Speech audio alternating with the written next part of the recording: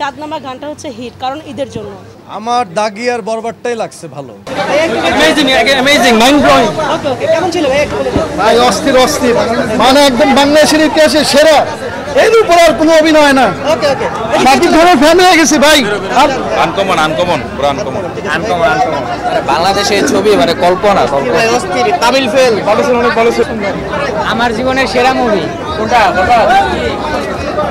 কেমন ছিল? সেরা মুভি বরবাদ বাংলা ইতিহাস ছাড়া দিবে। নিশ্চিত সুপারহিট, নিশ্চিত সুপারহিট, নিশ্চিত সুপারহিট। কেমন ছিল? সাকিবের জীবনটাও বরবাদ, আমার জীবনটাও। বাংলাদেশের সব শ্রেষ্ঠ মুভি, শ্রেষ্ঠ মুভি, মেগাস্টার সব। প্রতিটা অংশ মনে হয় একদম গায়ে কাটা দেওয়া। পুরাই আগুন, বরবাদ।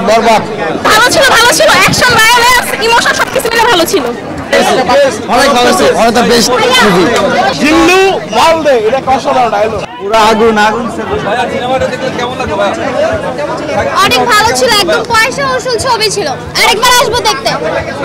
এই মুভির প্রোডাকশন এবং সেট যখন মানুষ দেখবে, এই মুভির প্রত্যেকটা সিন আর এই মুভির যে স্টোরি বিল্ড আপ এবং স্টোরি এডিটিং এর যে কাট, ইট ওয়াজ অ্যামেজিং। বাংলাদেশে এই টাইপের প্রোডাকশনের মুভি এই পর্যন্ত হয় নাই, আমি এটা লিখে দিতে পারবো। Borbaad is the finest movie of Bangladesh right now. Borbaad দেখার পর আবার দেখার জন্য যে উচ্ছ্বাস, এটা আমার কাছে আসলে অকল্পনীয় একটা ব্যাপার।